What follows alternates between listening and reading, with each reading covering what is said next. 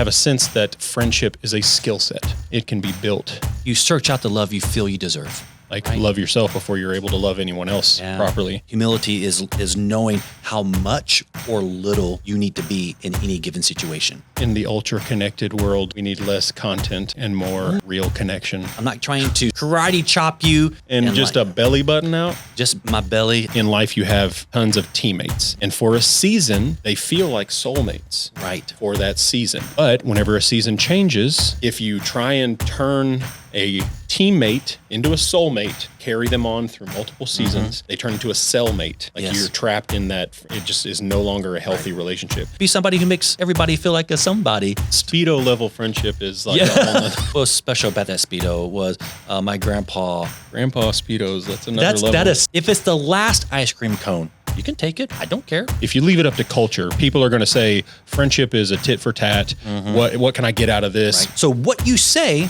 has got to matter. You do have like a cartoonish vibe. What? Chino. What makes people feel seen? You'll be surprised what people may go into because you just took a moment to pause and to linger.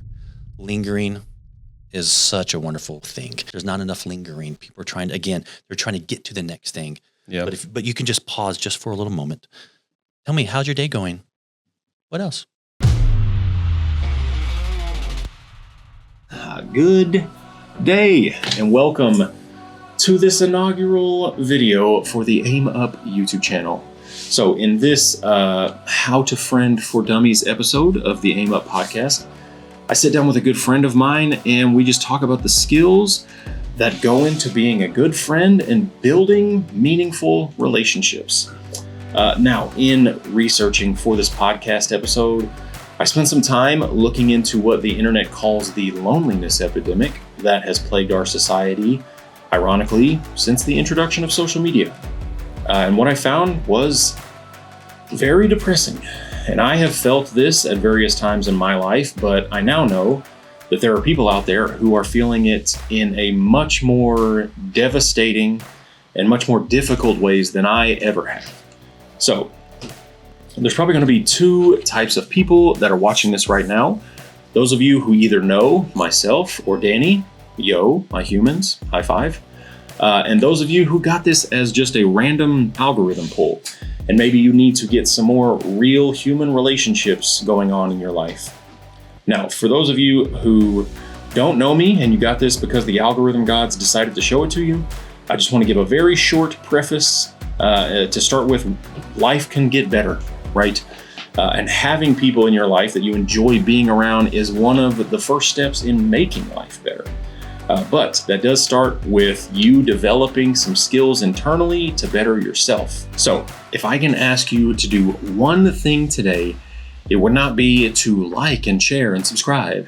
It would be for you to just take one single thing from this podcast. Just one. Don't overdo it. Just one thing and write it down. And it needs to be something that you both want to do and that you think that you could do. And I need you to start practicing it. Now, if you want me to recommend something, I would recommend the super simple tip that Danny gives at the conclusion of this episode. But whatever it is, keep it simple. Even if it's just saying hi to a stranger, that's progress. That is the start of you developing the skills within yourself to start having a better and more enjoyable life in relationship with those humans around you, right? Human beings were not made to do it alone, right? Science tells us this, we know this. So, enough of me talking. I'm very glad you're here. I hope you can find some value in watching this. And most of all, I hope that you can not just consume this as another piece of internet content.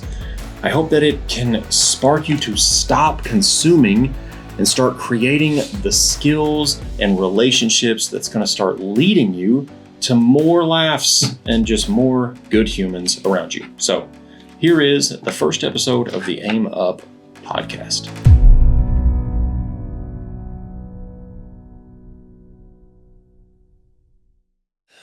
So I should probably do intros, maybe. It's okay if my yeah. You know how all the YouTube, you just have to have hooks and, bait them in and all this stuff. I'm like, part of me feels compelled to do that. But then on this one, I start doing research about loneliness. The research is wildly depressing. Jeez. So I was like, no, That sounds I depressing. don't. You just Yeah, even saying I that. don't even need to like talk about how bad it is. In the ultra connected world, it seems like we need less content, ironically, and more like real connection. Interesting. So yeah, that's about as good of an intro as I have there. So yeah, I've been wanting to sit down with you just all the time. We've sat down many times. Yes, many times. But this topic is one that I've wanted to reverse engineer your brain, right? I would call you a friend savant. Everyone in our circle would probably agree, not to use the like word besties or best friends, but you're like the best friend, like human friend skill set that I know. And so I'm like, who better to sit down with and talk about this in the age of lonely lack of friendships than Mr. Danny? Right. Well, yeah. How's it going, buddy? thank you. I've actually, someone approached me, it's been maybe a year and a half ago, was like, maybe you should like pimp out your friendship to people. I think they do that in Asia. You know, You can like pay people to be your friend. but then again, I'm like, that would be pretty Friendstitute. ingenuousness. How do you say that? Prosta friend. Yeah. I mean, I think that would then, if I made a lot of money, I probably would make a lot of money doing that. But then that just seems it kind of defeats the purpose. When I was like 17, I put a Craigslist ad out of like, if you pay me $50,000 a year, I'll be your friend. Any takers? No, I don't think so. At least nobody wanted to slice your skin off or wear it or whatever. There would have been boundaries, hopefully, I think. I just remember having that thought of like, I like being people's friends. I want to friend with people professionally. Too funny. So I sent you some of these questions ahead of time because some of them I'm like, well, it's probably good to think through some of these things. But then there were some that I did not send specifically because I want to have like a lightning round at the end. I don't know. You've probably heard this. The WWDD is like a phrase that gets used in our circles. Some like, what would Danny do? Oh, yeah. And so I want to have like a lightning round at the end of questions you haven't seen that are just like, you have 10 seconds and like, boom, like, so there's some of that in there, but I mean, I don't know this, but I have a sense that friendship is a skill set. You're not necessarily, born, it can be built. Yes. And so a lot of what I want to do is just like pick your brain around the skills that go into being a friend. Yeah. So with that being said, this thing could end up sounding like ooh, look at Danny type of thing, but I'm really just trying to, I don't know, pull skills out of your brain. Well, I feel like this is the best time to do it. I thought about rescheduling because like 9 p.m. My brain. Yeah, I figured you've been going at it all day. Shot. And I feel like some things that we're talking about today, I've been doing, and I've been kind of grinding the friendship thing today. But at the same time, I feel like you're probably going to get some very, very real, raw, kind of very honest answers from me because my brain would maybe catch some of that. And I think, That's good. At 9 p.m., after I've been going since 9:30. It will, I think it should be fun. Yeah, that's what I'm always hoping. I'm as much as I love, content and information, I think it is subordinate to action, right? Being a human, like all this crap that we all just talking heads everywhere talking about stuff, right? Is like, it's not inherently bad, but it's not the point. And so I love raw, real human conversations. I may cut this out, but for the record, I wanted to go through quickly the story of our friendship off the dome. I didn't really write that out.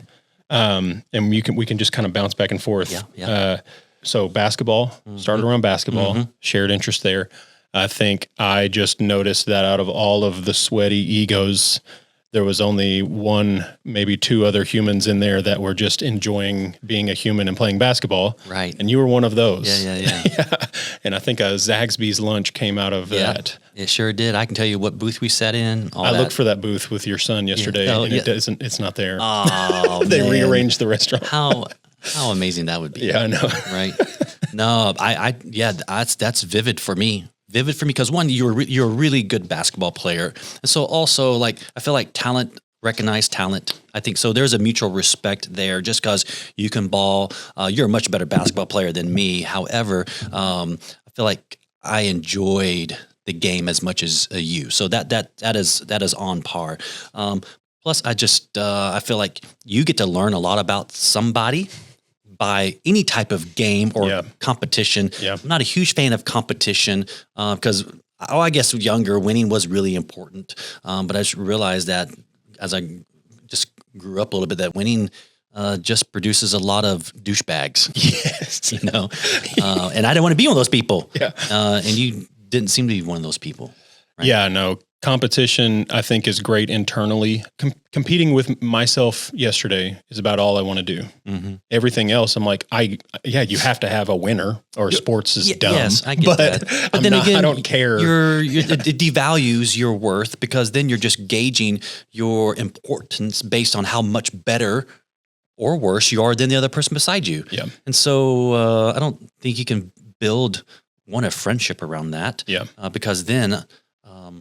How do I know that you really do care for me? Mm-hmm. Because you're always trying to be better than me, and I feel like that's the opposite of friendship. Is how can I come alongside and help you human better, like you would say, and become more than you were a month ago, and see that growth. And I understand, and we don't have to go too deep into this. This is not necessarily the topic, but I understand. Winning, having goals like that is like a kind of like a meta thing. That is worthwhile and worth having. But again, we just both weren't there to compete. Yeah. Yes. I don't know if I was even there initially to be your friend. Oh, no, I was just there to work out. I was there to have fun, enjoy just playing basketball, the camaraderie that just naturally comes out of playing a sport like that. But then I feel like at Zaxby's, I think your brain was a little bit kind of like, who is this guy? Is he real? Because I think some of your past, I was coming against that of kind of maybe what you thought someone in ministry who had this certain, just not personality, but kind of I guess what my daughter always says, this aura about them. I guess that's a big word now, but your vibe. Vibe. Yeah. And I think some of it was just to check me out. Yeah. I mean, I do, single-handedly credit you with, what would the term, I wouldn't say I was deconstructing. I've never fit adequately into the boxes of Western Christianity. So it's not that I, was deconstructing or anything away from my faith. It's just that like, I never liked the way churches kind of try and box you in categories and stuff. And you were something like a human that was not in any way about any boxes. And I don't even know to what or any extent we talked about faith, which was the thing. I was like, this is just a human that like is just a good, solid human. Mm-hmm. And most, Western Christians, especially where we are very evangelical and leading with like, do you like Jesus? Yes or no? If no, go somewhere else. It's right. like, yeah. No, but I remember sitting at Zaxby's feeling very seen by you. I don't know if I would have phrased it that way then, but there was just something where you were not really interested in the things that I was necessarily doing, but kind of like the motivation or what foundations had I put in my life that I've built on. That now this is how I am. Yeah, right? Which is what I want to talk to you about today. So quickly, so Zaxby's, I was kind of in corporate world there, and then coming out of corporate world, and then as I was kind of researching and writing and thinking through a lot of this stuff, I ended up not following behind you, but following in a parallel life youth pastor to executive pastor to not pastor. Yeah, there you go. Yeah. And so, it's been an interesting story, fun ride for however many years, 12 years now, maybe. Oh, yeah. I mean, at least, probably a little bit longer, but it's been, you've been a good and steady friend. It's been a good ride, and to many more years to come. And we've tried a couple times to do the, like, I don't know what you would call it, better human for all, right? Back 2019, 2020, with a group of friends, we started a nonprofit, The Morning Waffle, trying to just educate around, helping people learn how to be good humans. Yeah. Wasn't directly around friendship, but that's obviously a byproduct of being good humans. And then this time last year, dissolved our second one, People on Purpose, right? Because our friend got hired away from us. We had a $10,000 contract. What happened? That was more consulting and like business, but it was still the same thing of like, let's get around people and just help people. Right. So I feel like we've had 2 runs at it. Yeah. I think most people would take that as maybe that's a sign, but I'm just like, I don't know. It's like there's too much, I guess, synergy that our friendship has that I'm sure something else will come up. And I'm a huge believer of like, man, it didn't work out. Ain't no sweat. We'll wait some time, wait for another season, and then give it another stab at it and see what happens. Because this is just too good. You're too good of a friend not to partner with, but just not partner, but to do life with, And so we work at a part-time gig together, so that's pretty cool. We get some time together. I don't see it too often. I'm the cave dweller that works in the basement here. And I'm never at the office because I'm always out with people. And so, but I mean, in that regards, I do find a level of happiness because we are serving a good mission within Chattanooga. Yes, very pleased to be able to work alongside you in any capacity, really. I would probably sacrifice some of my morals to work with you in some ways. Part of me wants to like go down deeper into the whole People on Purpose, Morning Waffle, like humans, just good humaning. Maybe I'll try and get you in here again someday on a Saturday or something when you have more time and we can talk about that. But today, I think underneath all good humaning is how we treat people one-on-one. Right. And so, I talked a little bit about how I think, you're not born a good friend, you're built, right? That it's a skill set. So to start things off, I asked some of our close friends, what are some good questions I could ask Danny? And I got a lot of them. And one of them was, what was young Danny like? What was young Danny like? Oh, man. Well, I have a very vivid memory. So I don't know why back in the 80s, half-cut shirts that were mesh, that was a thing that I wore. I wore a black mesh like half shirt to school. To school? With shorts. And just like, a belly button out? Just my belly. Like I was super, you're an athlete, super skinny back then. But I had this no dress code, obviously. No one even blinked an eye. But I had this red boombox that I got for my birthday that had Michael Jackson's his album Bad as a cassette. And so I remember that I would with my belly shirt, it's got all kinds of holes because it's mesh. I got this boom box, and the speakers are faced not out, but they're faced inward, right? Blasting just Speed Demon, Bad. And I'm in the gym, and I'm just walking around the basketball court in the gym, and there are dozens of people just following me. Just walking. It was kind of like free play recess type thing. So there was a lot. And you're of just doing it to do it. I'm just doing it because I wanted to, and there was just people just around me, and I think that's how it's. I think a lot of my life there's been people just around me.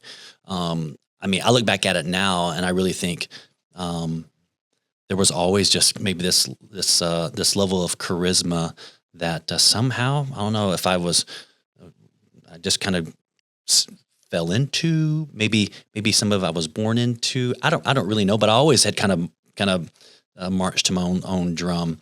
I mean, I think some of that was my mom and dad. I mean, they loved me very well. And so there was no shortage of that. I think both my mom and dad loved me differently because mom's Korean. So you have this eastern side. Then my dad's Caucasian, born in a small town in Illinois. And so you have this western side of culture. So I think I always kind of saw it as kind of conflicting growing up as a kid. But now I look back at it, I'm thinking, oh man, I had such a great just worldview because of those two things. Unique. Sure. Very much so, very much so. And so I kind of felt like learning how to accept myself, being different. I mean, because at that point we lived in a small town, about 1,500 people, North City, Illinois. Very small, but had my great grandma Johnson, and a lot of my great aunts and uncles were in that area too. And the way they loved my mom, and my mom was an immigrant, right? I mean, I guess she married my dad out of dad was stationed over in Korea. They got married, but then she was over here in Korea, and I remember when she went to go to St. Louis and take her U.S. citizenship test, and she passed, and we were just super excited and proud of her. But I think the way I saw, because I always knew that I was different because I didn't look like everybody else. I didn't have a mom who was cooking all of the Southern flavors. My mom was making tofu and kimchi and all the things, right? That a Korean mom would make. And so I always knew what was different. But I think when I finally accepted who I was, and so this was a big thing, and I don't think I've really told people this. You can't really tell, but I always kind of felt like with the way my eyebrows were, how they're here, it's like it makes me look more Asian. If I do this, so if I do this right here, I just bring them up a little bit. Surprise. Just a little bit. I felt like it took a focus off of maybe my eyes. And so for years, this is how I was. Like I had trained my brow muscle or my facial, I don't know what that is, but whatever that muscle is, to make my eyebrows go up a little bit so they weren't kind of more down, because I always kind of felt like that made me look more Asian. How old were you when you were thinking about these things? Oh, probably second grade, something like that. Second, third grade. And because I was like, man, I wanted to look more American. Huh. It was just never going to happen because I was only ever going to be like half Caucasian. I was going to be half Koreans, and so I wanted to look like everybody else. And there was one day, I'm not sure exactly what happened, but I look in the mirror and I'm like, I don't know if it was God speaking to me. I don't really know, but I relaxed my brow muscle and I looked at myself and I said, "You're half Korean. You're half American. It's okay." I remember having that conversation with myself. At what age? I was probably maybe fourth, fifth grade, something like that. That's amazing. So I trained myself for like 3 years just to have my eyebrows up to make me look more American or more like everybody else that I was around. And so since then, my eyebrows are normal. I like how I was made. I don't. That's such an interesting story because in writing out all this, there was just an absolute ocean of stuff that I could have went into and trying to consolidate things and whatever. And I made some categories, but this one should have been very obvious that you brought up as like thing number one, like self-acceptance. Right. I mean, that has to be in the formula somewhere pretty early on. I wrote down, your personality makeup, that riz that you probably had. I mean, that goes into it to some extent. Obviously, everybody's personality makeup is different, but I mean, self-acceptance, like you can't love someone else if you don't know how to love yourself. Like that has to that is so be true. Such a foundational thing. Yes. I've also discovered that in relationships, especially like if you're looking to, like boyfriend, girlfriend type thing, I've always believed that you search out the love you feel you deserve.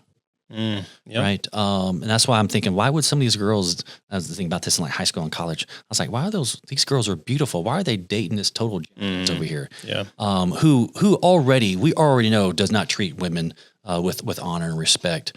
But I mean, I think I just learned that or discovered. Yeah. They think that's the amount of love Yeah. that they deserve. And I think a lot of it too. Yeah. That the whole self-acceptance thing is hard. Because in our culture, it's always this striving to be more than who you are. Like, don't be satisfied. Yeah. I do think you should grow, right? There's some of that where it's like you want to push to grow in the areas of weakness, those challenges. It produces perseverance, endurance, all those wonderful things. But man, it's like as a dad. Helping my son and daughter to learn how to accept who they are, how they were designed by Creator God, and that's been very hard. But I feel like I've been there. I think at some level we've all been there, or we are going through learning how to accept who we are with all of the flaws and the wrinkles. But no, I think that was a big turning point. I think my eyebrows thing, that was a big deal for me. It's wild that happened so young too. And I feel like obviously the racial aspect of it kind of forces that obviously through that story right. Into your life. I remember that moment for me was in college. But I do think that has to be like to some extent step one, like love yourself before you're able to love anyone else properly. Growing up, as far as like friendship and being a friend, did you have anyone that modeled good friendship for you, or is it something that you just kind of learned as you grew? Yeah. Well, my grandpa modeled that so well. The way he cared and loved my friends was, I mean, I remember my grandpa was super sick, had thyroid cancer. He died when I was a freshman in college. He only saw me play football one game, and then that was it. Died in the 1997 November around Thanksgiving. And I remember when he passed away, I was like, you know what? I'm going to do what I can do to just be like him. And he was so kind.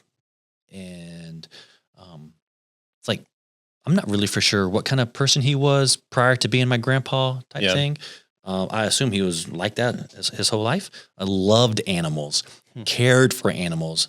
And I'm thinking, if you can care for an animal, I feel like maybe you care for people. I don't know. Maybe that's an easier way, but I don't know if that translates over. And so I always loved hearing the stories of having pet raccoons. We'd feed the deer. I mean, he's always bird watching, and I helped make the bird bath in his backyard. But the way he loved people, he was so generous, and didn't expect anything in return whatsoever. And so I was like, you know what? I'm going to do that as best as I can to emulate just that freeness. It's like, you don't owe me anything. I do this because I genuinely care about you. And so he definitely was someone that I model my life after now heavily, for sure. That is awesome. Yeah, I think there's plenty to be said about having good models. I was talking to my wife at dinner, and I've been doing this for the last week or so, thinking through this podcast episode. And I was, for whatever reason, I asked her last, but I was like, well, what do you think? You got any questions you think would be good to talk to Danny about over? And she said, she was like, I think there's two important things that people, could really get helped by. The first is just general social skills, going from awkward teenager, right? Like learning how to just level 0 to 1 is what I'm calling it, like stranger to acquaintance. And then she said, and then the next one, she said, probably for men especially, is going from like friend to like a real friend. And so I was like, oh gosh, I need to figure out how to get that in here somewhere. So like starting from like stranger to acquaintance and building social skills. This is another question that came from our circle of friends. Jake had a handful of questions, one of which was, Danny, what is happening in your brain when you're meeting someone for the first time? Oh, man, that's a really great question. So there's a couple of things that I've just picked up on and learned. So if I'm meeting somebody for the first time, here's what I recognize about myself is that I can be too much in people's personal space, and I never want to violate that because you only have a few moments to make a good impression. Not trying to fake anything, but it's like if I'm genuinely interested in wanting to get to know a person, I know those first couple minutes are very important. And so what I've recognized is when I approach somebody, and I read this in a book and I've listened to many podcasts, it's like I'm always coming and like, hey, my name is Danny. Like I'm showing open hands. I'm showing that I'm safe. There's nothing in my hands. I'm not trying to stab you, shoot you, karate chop you. Right? I'm not trying to do anything, but I'm just like, hey. And based on what they do, what you'll notice is as I'm walking towards somebody and I'm saying hi, I may maybe either kind of getting ready to do a fist bump or shake a hand. I do think if you're going to dab somebody up like an African American brother, you get one shot. If you don't get that right, it's going to take a while. You done just damaged the friendship by just not connecting, right? And then sometimes it's kind of like, I don't know what to do sometimes. But based on as I'm approaching them, it's like in my mind, I'm thinking, okay, if they kind of rock back on their heels, I'm like, I'm going to stop because you're reading a lot. 100%. If they don't do anything, I'll continue to go. Sometimes as I'm walking towards them, they'll walk towards me. When that happens, I already know. It's like there's not a lot of personal boundary space issues there. Yeah. And then if I know them from like a friendship, I may do like a side hug or I may do a high five. They're actually where I work, another part-time gig, they were introducing me to the staff at this church. And I don't know why I did this, but I put my hands out like this to her and she grabbed them and we just kind of like, hey, in a first, it was such an awkward kind of exchange, but it meant a lot to her. She's like, because for her, she's like, kind of standoffish a little bit. It's like, I don't blame you. It's like, you don't know who I am and you're a female. Yeah. But the way I stuck my hands out, she shook her hands out and we kind of like, yeah, it was such a, I don't know. It just, for her, it's like, she's like, how did you know that's how I welcome people? I'm what? Like, I didn't. I just kind of just naturally did that. Huh.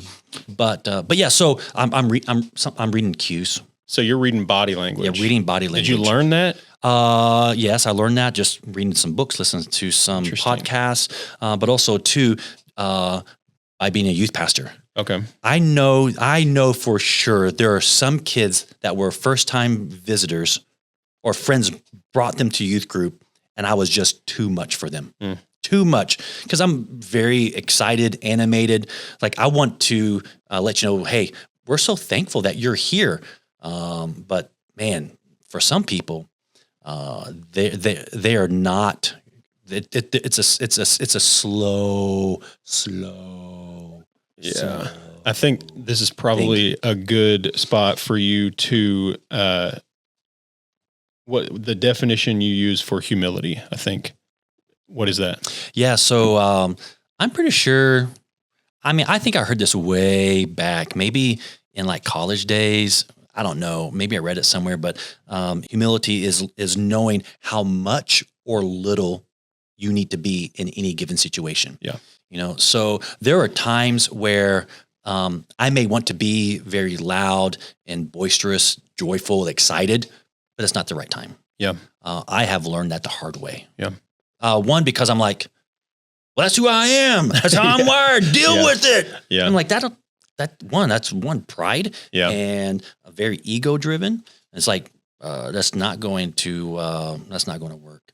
And so I learned, yes, that, I think people recognize, humility. Yeah. And also I think they recognize effort. Yeah. They know that, they know who I am. They know, like, for example, I had some students over. This has been when I was youth pastoring back probably, Micah might have been like 2 or 3. So that had been 2010-ish, 11-ish, something like that. 2011-ish. And they were over at the house and they never really been to me and Aaron's home. And so I was just sitting on the couch And we was just watching a movie, and they left. They messaged me later, like, "Are you okay?" And I'm like, "Yeah."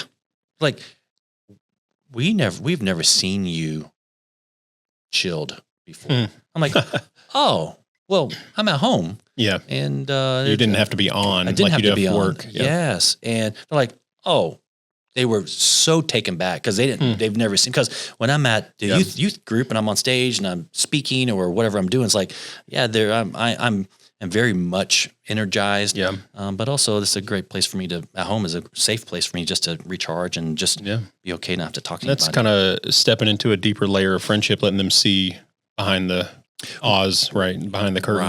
Right. Yeah. And I'd known these students. They ended up getting married, ended up marrying them, right? So they were pretty close. They were in the student leadership team and was around them just a lot. But yeah, I mean, I guess if sometimes I've been around people, and if I'm like lounging and I got my arms crossed and I'm just not really looking at you, but I'm just kind of just here, just kind of, if I'm doing that, you know, I am really comfortable because I'm still engaged. I'm still in tune, but I don't feel like I have to show you that I'm paying attention. It's like at that point, it's like, you just know I'm here. I'm paying attention. I'll interject things if need be, but I'm just glad to be a part. I think a lot of people will find this interesting that know you because already, I've known you for quite a long time. It's never obvious that this much is happening behind the scenes in Danny's head because it seems natural. But one of the next, so like body language, you're reading that and a lot's going on there. Whenever you start having a conversation with someone, are you scanning for things? Well, I'm looking around, cause you never know what's around you is, like, okay, if they're uncomfortable, it just could be, where we're at. And so if I know the conversation or there's a little unease, like I'm like, hey, let's go sit over here. Like I'll just kind of change posture or where we're at and just kind of see if the conversation isn't really going anywhere. Sometimes it's like I can already say within the first 5-10 minutes, I'm like, okay, I'm ready to leave and I'm ending this conversation. So for example, this past Sunday, I was talking to a guy at church and he's a little bit strange, but at the end of the day, it's like, man, he wanting to talk to me and share some things. He talked about this idea of the root word of compassion and what that meant. And so I'm already in my mind thinking, okay, I want to stay engaged in this conversation, but I don't want to be here much longer because I got other things to do. I'm trying to respect, but also like how I will utilize, or I turn my body sideways because a lot of times I'm this way, or I may step in and whatever to do some engaging cues or whatever that may be. But once I'm here, I'm already in my mind. I'm like, I'm exiting the conversation, and then I'm like, hey, shoulder. I said, thank you so much for sharing that. I love that. Hey, we'll catch up later, and then I just walk away. And then they walk away, and it's totally okay. So you're strategizing a good exit, basically. Right. That's not going to offend somebody. 100%. And I feel like that's okay. And I want to honor that. I don't want to be mean or seem like you're not interesting or I'm done with the conversation. But for me, it's like I can have a conversation, but also too, it's like I'm over talking. I don't want to talk about this anymore. And I feel like some people don't get social cues at all. But for the most part, whether people are conscious of it or not, I think they can feel body language. I can feel it too. Yeah. Like I've been in conversations that I'm like, oh, I want to keep talking, but I can tell that they're ready to be done. And so I was having coffee this morning with a person, and I realized, oh, he's got 2 interviews today. He needs to get prepared and get ready. And so we're talking, I'm asking some questions because I don't know him very well. So it's just to kind of get to know you type thing, which I like doing that because some people, it's like, I just want time. And so anyway, we're having breakfast and I just get this feeling by the questions and that's like, okay, he's pretty much done. Yeah. And so I get the check. And I get the check, and as I'm filling it out, he's already kind of scooting his seat back, and I'm like, oh, okay. And so we go outside, And I'm like saying, all right, hey, thanks so much for connecting. I really appreciate it. We'll do this again. And he just kind of doesn't move.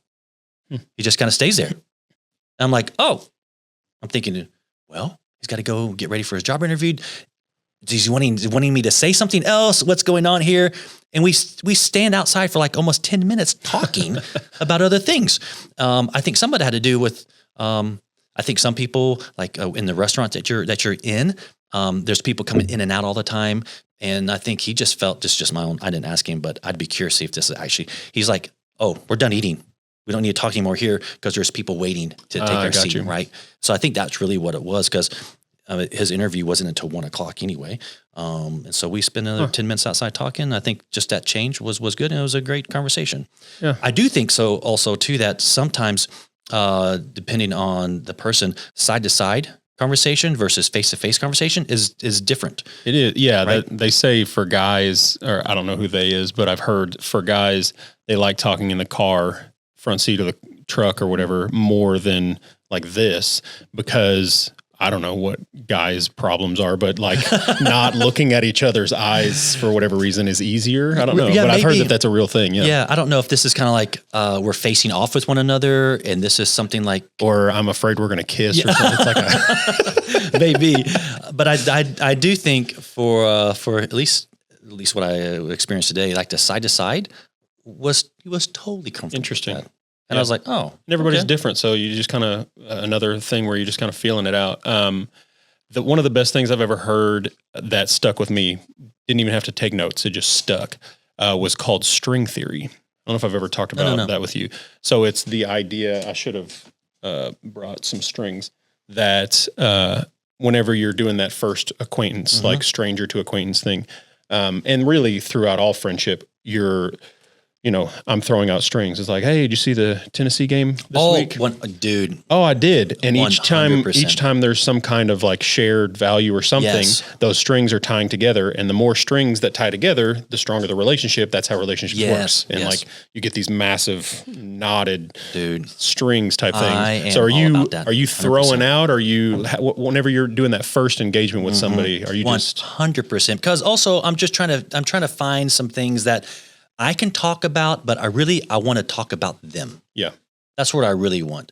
But I understand that it's difficult for me to, or I think maybe for people to talk about themselves. And so if I can start the conversation about me, and then again, I'm reading facial expressions. I'm reading, do they seem interested in this? So, I've got this down. This is what I do every time. I never change it. I never change it because it just works for me. Plus, it's just interesting. So if someone's wants me to introduce myself to them, I'm like, basically it's like, hey, I'm from a small town in Southern Illinois, about 5,000 people. There's nothing but corn and beans for days. Now, if you're a good athlete, let me just tell you, small towns love great athletes, and there are a handful of great athletes where I'm from. I just happen to be lucky to be a part of some amazing teams. Now, based on what I would do, performance-wise, I'd get free haircuts, free food. My dad was on the city council. I mean, there's a lot of things that my small town it was great. I didn't realize just how small my worldview was. So at that point, I'm trying to figure out, okay, are they from a bigger town? Are they from a small town? Because people coming from Chattanooga, Chattanooga's big compared to where it's monstrous compared to where I was from, right? I mean, same for you, right? And so in that, I'm thinking, oh, do we have a small town connection? Yeah. Maybe, maybe not, because they could have moved here. Like the gentleman I was meeting with today moved in from New Orleans, which, I'm like, I wanted to get to the beignet part. And like, have you been to Cafe du Mans or wherever it's called? And I was like, I want to go there. It's a bucket list place for me. Anyway, but we are at Bluegrass Grill, which literally has some of like the best blueberry lemon scones in Chattanooga, hands down, gluten-free. So it's good and kosher for everybody. So I talk about a little bit my hometown, and then I talk about how I played football in college. Also throw in the thought that, hey, I also played tennis wasn't recruited, but I played tennis in college. I had a great coach mentor. His name's Coach Oscar. Such a great guy. Very old school. Just really liked me. I wasn't the best on the team, but he played me number one doubles, number 2 singles. I wasn't even recruited to play tennis, but I just had a great work ethic and just talented enough. Just made everybody else on the team just mad. I was like, what's this football player doing playing tennis in the spring? But I made a lot of good friends, and it was good just traveling in that 15-passenger van all over northern Illinois and to Wisconsin and Iowa. But and then I said after that, I got hurt playing football, because also I'm trying to gauge a little bit of like there was pain in my story. Yeah. Right. I got hurt in football, made me really question everything about my existence, because everything was built around sports. But I really felt the Lord was leading me down to Lee University. So at that moment, I've already interjected God into my story. So also I'm trying to figure, okay, maybe there's something there to talk about, or do they have a relationship with God? Maybe they do, maybe they don't. I mean, that's okay if they don't. It's fine. I still would enjoy the conversation. But how I felt God called me to Lee University. And things just started to open up there. End up graduating, and then taught school for 4 years at an alternative school where we were teaching some of the worst kids. But man, how I learned to love people well in those situations. But also taught in Europe and Alaska at a science academy. That's if at that point I haven't got any like perks of the ears. Yeah. When I talk about Alaska, they're like, "What?" I mean, I don't know any. I know very few people that's braved the wildernesses of Alaska, like no, I didn't have to brave it, but murderous nature. Yeah. Right. And so, but then but I'm not like stopping at these stories, but I'm reading, okay, where's the inflection of their eyes? They're leaning in. They're like, kind of like, you see them where the strings are maybe catching some Velcro. Yes. Cause that's giving me, touch points that I can then, ask questions about them, and then talk about being married, my kiddos. And it's like, I know, I don't look 47, but I am like, and they're like, what? I can't believe that. I mean, I feel like I I don't look as young as I used to, for sure. But I feel like my Korean genes definitely have helped me the last few years. But then, and I'm like, so tell me about yourself. And then what I've done is I've just kind of given them a really 30,000 foot view. I mean, me being raised in that Western Eastern Hemisphere type family culture, my relationship with my grandpa and my grandma, all the things with my sister and brother. I mean, there's mountains of that has helped form and shape who I am. But then again, it's just I'm reading a lot on people. So this is a pretty good formula. It's not necessarily something I would say somebody copy and paste, but just writing down your kind of thing is like, generally you're reading people a lot. Throwing out strings, that you do that by just telling your story. Yeah. Is that, did you practice? Like, was there a point where you're just like, I need to get my conversation starter, and you like did that? Well, I was always being introduced to people, right? Just by the nature of jobs and stuff. Yeah, just by the nature of that. But also, two people were genuinely interested in me, where I'm from, what I've been doing. And so I've said that 1,000 times. Like Erin, she's my wife. She's just heard all of it so much, but all the time. It's good though. Just, trying to say, all right, the social skills is a thing that you can build. Yes. First thing is, probably just a little bit of understanding of body language. But second thing, I wouldn't call it a pitch. That sounds a little too canned, but nonetheless, like, get your story. Yes. Consolidate your story and share your story, not to share of this is me, this is me, this is me. Oh, here's me. Now tell me about you. So like step 1, here's me. Yeah. Nice to meet you.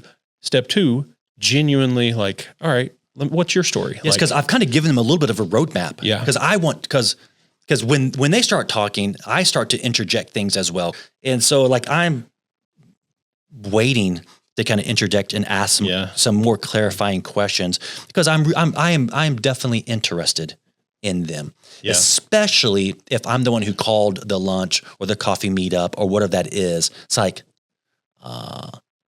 yeah, I mean, I've had times where I've talked the entire time. But I'm assuming, just knowing you, that's usually not coming from that you want to do that. It's probably coming from like their Yes, one, they're just not opening up. Yeah, they need to open up a little. Yeah, it's just hard, but I'm trying to. You do have like a cartoonish vibe, so I feel like the more, somebody can scoff at a cartoon, but the more you watch it, the more you like are like, come on, Coyote, like you can do it. Like, yeah, but I usually always have something with me too. Yeah, some type of little thing, or usually have a little notepad. And so if they say something, I'll be like, oh, hold on, I got to write that down because I was really good. So I'll write it down. I'm like, and I'll repeat it. I'm like, okay. You'll stop people to write something down? Mm-hmm. Yeah. I have that coming up later. I thought that would be something we could talk about, is note-taking and stuff. That's interesting. So asking them about them, you're finding questions to get deeper into their story, but genuinely you're just interested in them. I think that's, we can talk all day long, talking heads on a podcast about like information to help you friend, but I can't make you genuinely be interested in a friendship. That's something that people need to like understand the value of being genuinely interested in. I mean, other I see people all the time. Yeah. And so it's like, I'm just not like randomly being like, let's go have. Yeah. Now I would probably do that. Yeah. Just wanted to be like, if something caught my eyes, like you and me next week, we got to do coffee. What's open for you? There'd be a purpose why I did that, because maybe there was just something that I was unique about a moment. But yeah, the gentleman that I met with today, I met with two people in two different places, two different times. Like two first meets today? Yeah, two first meets, which is rare for me to do that, and it's almost like back to back. But yeah, it was really kind of follow that same that roadmap. Yeah, kind of follow that roadmap, and then out of that, but at the same time, I don't know. It's like I am kind of choosy on who I spend time with, because I don't have all the time in a day to do it. And so some of it is like, if there's something that kind of piques my interest, or somebody has mentioned to me, is like, you should go have some coffee with that guy. I think you would enjoy his story. I'm like, so I'll be like, hey, Andrew, you don't know me, but my name's Danny. They're like, oh, usually they will have some idea of who I am. Yeah. I was like, Jake was just telling me that I should go have coffee with you, and I think we should do that. What works for you in the next couple of weeks? So you're, unshockingly, with your personality makeup, not scared of just randomly going up to people. That's probably something I wouldn't say most people are that probably does rely on your personality makeup a little bit, to some extent.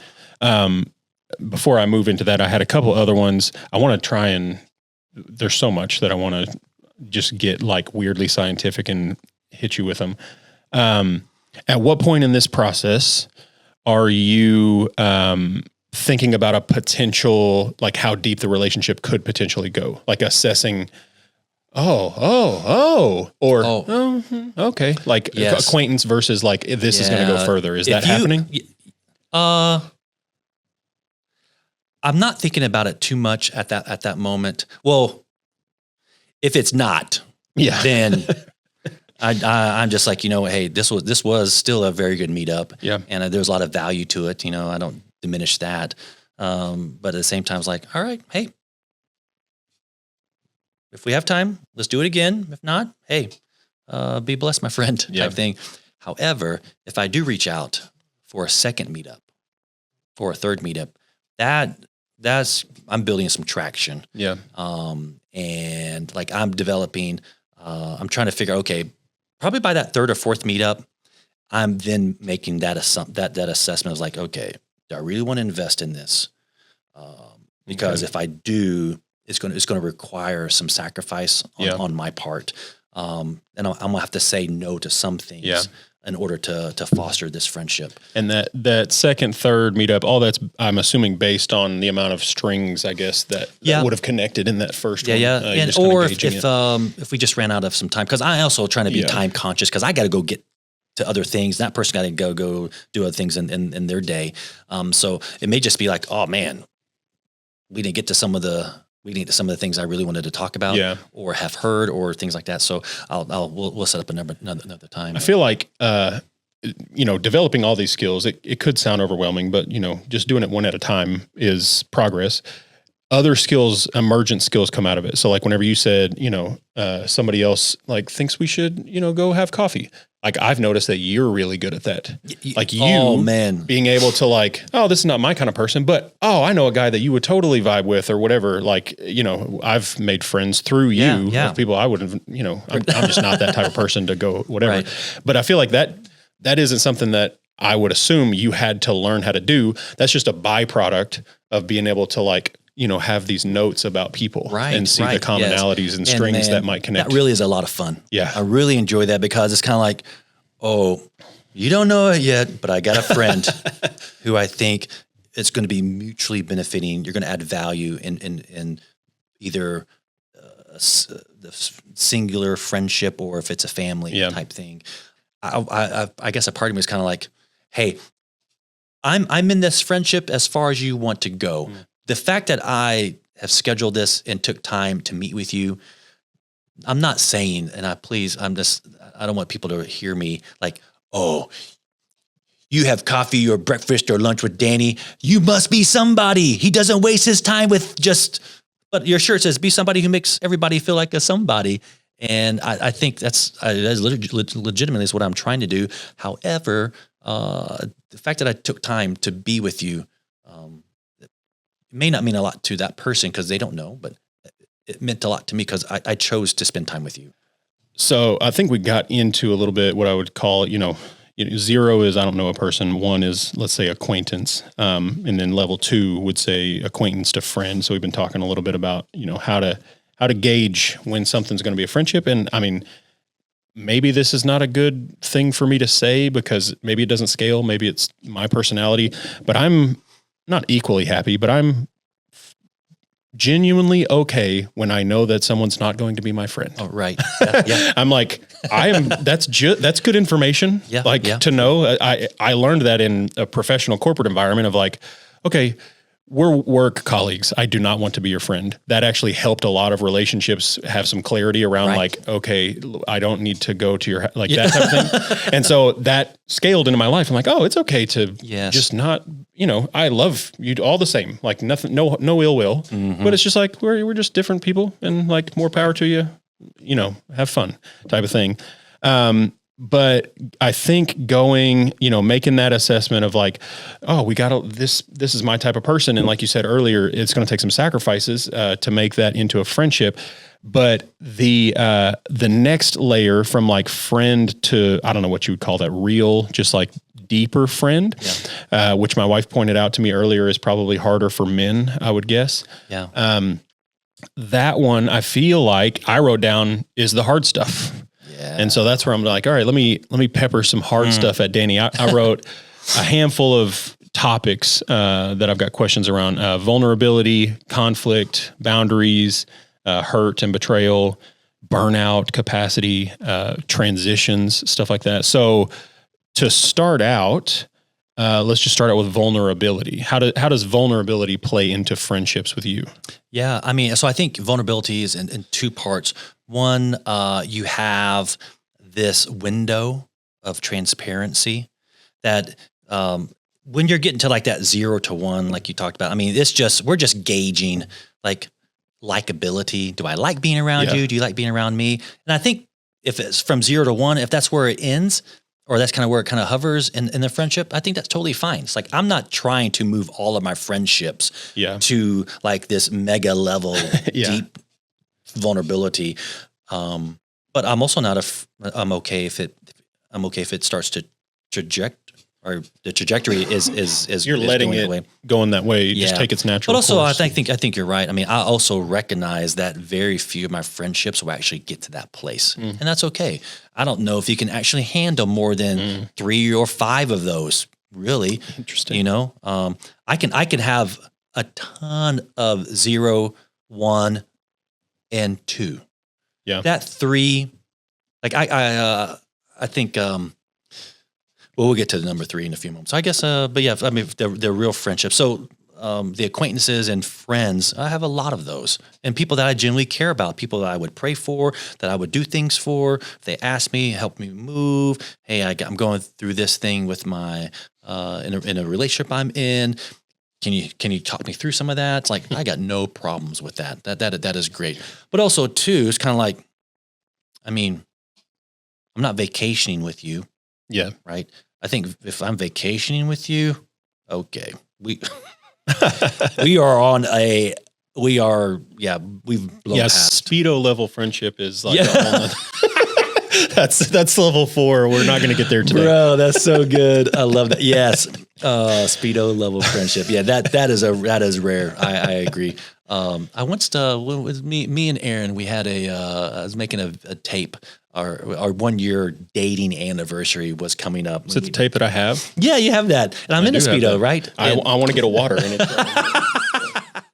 Yo, editor Andrew here, about to finish this edit and upload, and I just wanted to let you know that Danny Boy made, from the notes of this podcast, he made a little how to friend one-pager that I'll put on the screen right here. And so if you want to just get all of the notes and things that we went over in this podcast and just have it as a little one-page document, you can download that in the description where all of the text lives down below this video. Now, back to our talking heads.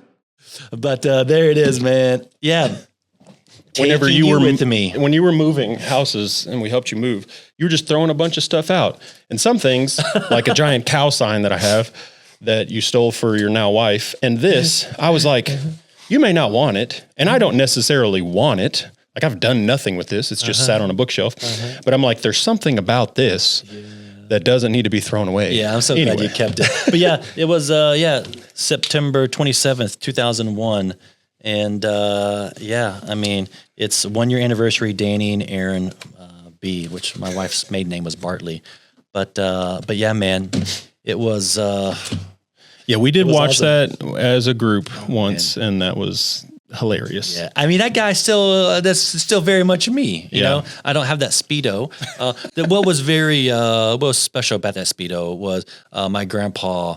Again, I said earlier, like, he had thyroid cancer, but he was radiation and chemotherapy and all that. For whatever reasons, he was a little bit loopy. Wanted to buy me a gift and bought me these pairs of Speedos. You know, which Grandpa Speedos, that's another level. That is so uncharacteristic of my grandpa. Like, he would never buy that, but under the influence of pain medicine or whatever was going on, he bought me these, which I was like, it was odd. But I was wearing a pair of those in honor of my grandpa anyway. Fortunately, I have hats from my grandpa that I remember him buying. Man, it's too good. But yeah, vulnerability, very important. So, okay, so there's 2 levels of vulnerability in my opinion. I just kind of look at them as windows and doors. And so I feel like windows is transparency. It's like, if I'm going to allow you to kind of have a peek into my life, I'm going to be sharing some real deal. Here's where I've suffered. Here are like over here. I'm talking about my wins. I'm talking about highlights. I'm talking about, now I might get into some deeper things as we're talking about it, but like, I'm also just not going to just divulge all of my life. To 0, 1, maybe when we get to level 2, if we want to call it level 2 friends, I'm gonna start to divulge some more things. But also too, it's like, I also know that I just can't trust everybody. Yeah. And but I probably would lean that I probably trust too quickly. Or share too much. So I do kind of err on that a little bit. Are you reading, is it situational, or is there kind of a pretty strong overlap? The windows go to like the level 2 friends, the doors go to the level 3 friends. 100%, yes. Okay. So windows is like you're seeing what's going on in my world. I may open the window, you may kind of peek your head through, but I've not really fully invited you in. If I invite you in, you're crossing a threshold. You're crossing that. I've opened the door. You are now in, and that is somebody that I guess at some level, I would trust my son and daughter with. I think that's like I'd be like, okay, hey, Andrew, I need you to pick up my wife.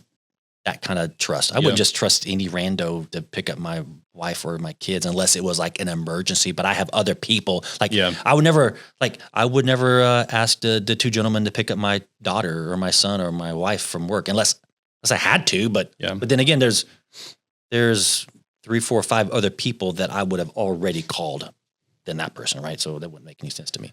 But yeah, the opening the door. I think some of it too is like a refrigerator rights. It's like you can come in my house. You didn't have to ask. Their permission has already been granted by you having access to my home. You can go. Whatever's in my cupboard or pantry or freezer. Like if you want that ice cream cone, if it's the last ice cream cone, you can take it. I don't care. Like, they don't bother me. We'll buy some more, or maybe we won't. It's like that's just part of it, right? And if you're there, it's like that's a very special place for very special people. So it's that level 2. You got 0 stranger, 1 acquaintance. Level 2 is just your friends. Level 3, it's all about doors. It sounds like whether it's refrigerators or vulnerability. That next layer is opened up, by doors. I asked a bunch of our mutual friends for stories. What's a good Danny story? Something that was very interesting that somebody said was, they told me a story, and then I was like, and then he said, I think generally speaking, Danny's stories from the back end have a lot to do with shielding and protecting people. He said, I've seen Danny over the years do things to shield and protect people that they may never know, that no one may ever know, that Danny takes the bruises for. And that is like the general Danny story. He's like, I could tell you a lot of these examples, but like the details are sensitive and I don't want to share the sensitive details, right. But the generality is Danny's a shielder and a protector in his friendships. And so I was like, ooh, that's pretty good. Is that a byproduct of the skills of being a friend, or is that something that you're very intentionally like, this is, a level 3 friend, this is what I do, whether they know it or not, type of thing? Right. I think a lot of that maybe I picked up and learned from my mom. I think that Eastern culture, right? The honor, the respect, there is an immense amount of loyalty that's given. Definitely it's earned through trial and fire, but also kind of like, if you're truly one of my close friends, it's like, man, let me just. But that's just inherent, whether it's cultural or personality. That's like that protective nature is kind of just built into you, kind of at your fabric. Yeah, because I feel like if you're in the door, and you're really a part of my life, it's like you're an important person to me. Yeah. So some of the other hard stuff, let's see, like conflict or boundaries. So like whenever you have to say no to someone, is the how in which you say no important? Like, are you strategic about how you say no if you have to say no? Yes, that's really hard for me. I think I suffer from people pleasing at some level because I'm trying. It's not that the friendship is worth everything. But at the same level, it's like I don't want to create any barrier that would prevent a friendship from growing or flourishing. And I think in the past, I've definitely been taken advantage of. Just kind people are taken advantage of. I think people misinterpret their utility of just them being just a very kind, compassionate person, right? But yeah, saying no is as I've had to learn to do that. Yeah. But also too, it's almost kind of like I don't want to let anybody down. They would not have asked me to help if they didn't need. But case in point, I had somebody text me on Friday, and it sounded pretty urgent. And I'm like, I don't really know this person. We're gonna have coffee in a couple of weeks, and I'm kind of like, but I feel like they're already trying to step in to another level, leapfrogging. They're trying to jump through, and I'm just like, wait, I don't I don't like that. Yeah.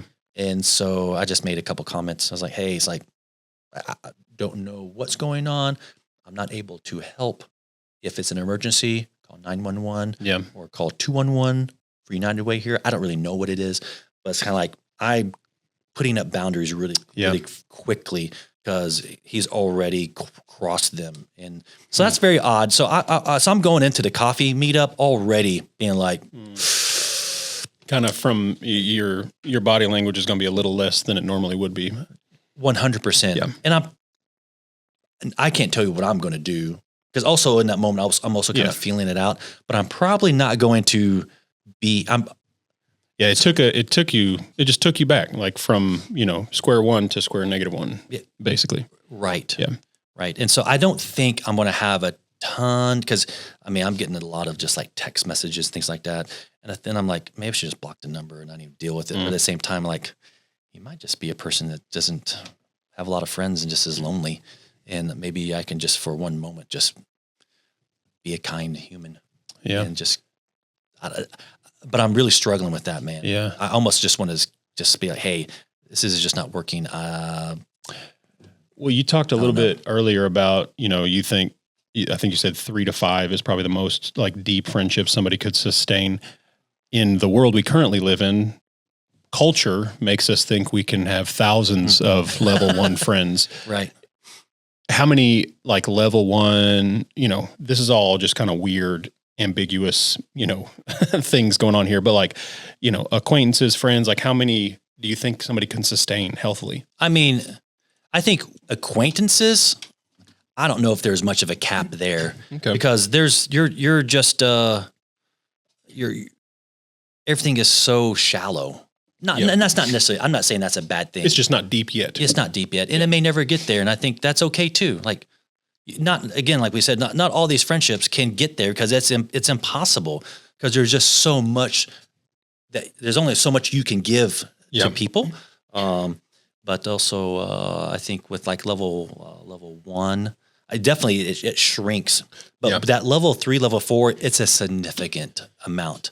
Like my level 1 and 2 friends, I probably have quite a few of those, but not many level 3 or 4s. Yeah, I had a level 4 there as kind of like soulmates. I want to come back to like boundaries because I think that boundaries are what separate these categories. But I went ahead and added that level 4.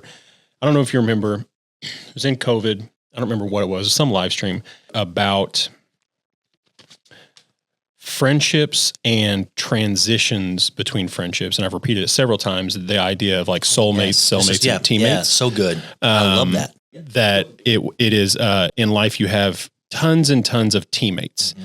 And for a season, they feel like soulmates for that season. But whenever a season changes, if you try and turn a teammate into a soulmate, like carry them on through multiple seasons, they turn into a cellmate. Like you're trapped in that. It just is no longer a healthy relationship. You have very, very, very few soulmates that go with you through seasons of life. Right. And so I was like, okay, yeah, level 4 is like, you can have real friends, but seasons change. Like Jay, you were talking about Jay earlier. He's in Nashville now. Right. He's still like real friend, yeah. but the seasons are different, and being okay with the transition that comes, 100%. I think is very important to understand. Right. How many, so when we're talking about level 4, that's your wife. Yeah, my wife. But I don't know how many that is. 1, 2. Oh, maybe. I'll probably say 3 may be the lucky number there. If you're fortunate that way. But I think it's like, who would I die for? Who would I die? Obviously, my wife. I would die for my kids. Who else? That's whoever gets put on that list is really, really special, right? Well, I don't have social media anymore, right? I don't have social media anymore. Amen. Not by choice, by accident at some level, really by accident. And I just never picked it back up. How many people do you think have reached out to me saying, where are you at? I don't see you on social media anymore. How many people do you think has asked me that question? I mean, I gave it up in 2013, 2014, and it was shocking for me, I was way less involved with humans, but I'll try to think of a ratio that would maybe lead me to an answer. I had 8, maybe. Okay, so eight people, but like, where are you at? Yeah. So it's been almost a year. So July will be a year. 0. As friendly, connected. And I'm talking over 6 to 8 years. Oh, okay. 8, not like immediately. Yeah. It was definitely not like that. So I would think like I would have had a lot more people ask me. You're not on social media anymore. What's going on? You don't have an account anymore. It's like I was trying to talk to you and through Instagram or whatever, send you something on Facebook. But I just realized that either A, I'm doing a good job connecting with people. Yeah. But also too, it's like I miss some of those friendships that I had on social media because that was like the only way that I was like kind of keeping tabs on what they're doing in life. It's like, oh, dude, your son scored a touchdown in college. That's amazing. Great job. Tell him congrats. I mean, I would do those kinds of things. But at the same time, it's like I don't really miss that at all. Yeah, I kind of loved. It's weird because everybody expects that you know everything about them all the time. Mm-hmm. And then whenever I walk up and it's been a year or however many years, and I'm like, you had a kid? Like, that's like so fun for me. Mm-hmm. But then on the other side, culture tells us like, how dare you not know everything about it? And so it's this weird, it's a very weird dynamic. I can see that goes on there, but it feels pretty great to not have to worry about it. Yeah. I listen to an audiobook on my phone. I check the weather, use my calculator sometimes. But yeah, I mean, it's not like I'm doing I do have a lot more attention to give because I'm just not looking at a screen all the time, which has been nice. That is beautiful. So real quick, staying in the hard things for just a second before we move on to some of the other stuff we've been talking about. Boundaries. So do you think boundaries are compatible with friendship at any level? 100%. Okay. Yes. I mean, like that person I'm talking to, I'm supposed to have coffee in the next couple of weeks already, man. I would feel like, man, you crossing all kinds. You're crossing boundaries because I can't say this for sure, but I'm pretty sure this person doesn't friend well. Or because like I helped him. So I helped him out with a need. And then he was like, I'm walking back to my car. He's like, hey, can we grab coffee sometime? I was like, yeah, we can. And he said, you look like a cool dude. You seem like a cool dude. I was like, I mean, that's what people say about me. And I was like, yeah, hey, let's go grab coffee. And then, I'm fully aware of boundaries with this person. Outside of like autism, do you think everybody's capable of, because whenever I hear something like that, I'm like, okay, like autism is one thing, but some people are just not instructed right. If you leave it up to culture, people are going to say friendship is a tit for tat. What can I get out of this? Blah, blah, blah, transactional, all that type of stuff. But do you think everybody's capable for the most part of learning how to be a good friend? I think everybody's capable. If you just listen to the Dale Carnegie, classic. But I did like that. Yeah. I think that was a good listen. I was the title of that. Who was the How to Win Friends and Influence People? Oh, that's it. I think it's Dale Carnegie. Yeah. That sounds right. I'm pretty sure that was it. That was a good one. The title makes it sound very transactional, but it's actually pretty good. Yeah, it was good. And I was like, oh, okay. I think definitely you can learn. I don't think that the gentleman I'm meeting up with, but he's also young.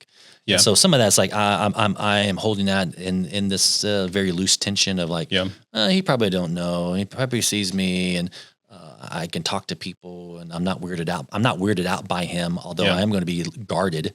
But also too, it's kind of like, man, there's probably a whole nother conversation there about retraining friendship. People who've learned it wrong. Like that's probably a whole separate 100%, thing. 100%. Yeah. It's hard to take the time to stop and do for people. Honestly. Yeah. I mean, the way, how you talked about earlier, like, who modeled this? It could definitely be modeled wrong. Yeah. And you pick up some bad habits there. So this one's probably going to be the toughest one, I would imagine, but I think it's important just for people to hear. Have you ever been just betrayed, deeply hurt by a friend? And did that change the way you friend? You don't have to necessarily go into details, but. Oh yeah. I would say I've had probably a couple of those. Definitely. Yeah. I mean, I don't know if it changed how I friend. It did make me pretty sad. But I felt.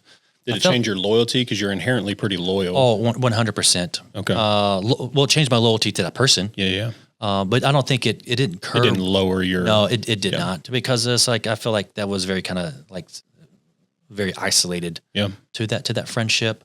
I mean, I can still be very cordial. I can still high five, do a side hug. I can be in the same space of people like that. But at the same time, But when you stop dapping somebody up, right. I am like I'm in the shallows. Like you just retreat back to level 1. Yep. Yeah. Yeah. And I just have no interest in it getting further. And They've kind of burned that. Yeah. I mean, I think if you're in that level 3, level 4, well, let's just say level 4 is hard to get into, but this level 3 is difficult to get into as well. But if you're in that real friendship, and we've done a lot of life, and there are things that's happened in that friendship that's caused kind of this separation. Mm-hmm. But also too, I mean, I think at some level, things are seasonal, right? Yeah. And I think friendships do kind of unravel, or can unravel, and it not be a bad thing. So this is all super good. The last little section here before the lightning round at the end, in researching all this and trying to like think through it, I kind of wrote, in no way is this a hard science, but like 5 pillars. Okay. I was like, these are 5 pillars that I think are like friendships can stand on, and also I think Danny's good at. And those are initiation, intentionality / presence, like being present with people, follow through. And then these other 2 are just kind of separate skills that go into it: memory and tangibility, right? So real quick, just kind of running through some of these things, I'd like to pick your brain on some of these. So let's talk about, in no particular order, we'll just go with presence and intentionality first, right? So there's a difference between being present, like I'm here, present, and like being present with someone. Yeah. A story that I tell about you, maybe this makes you feel a certain way. That's not great. I'm sorry if it does, but one of my pet peeves is when people are late, right?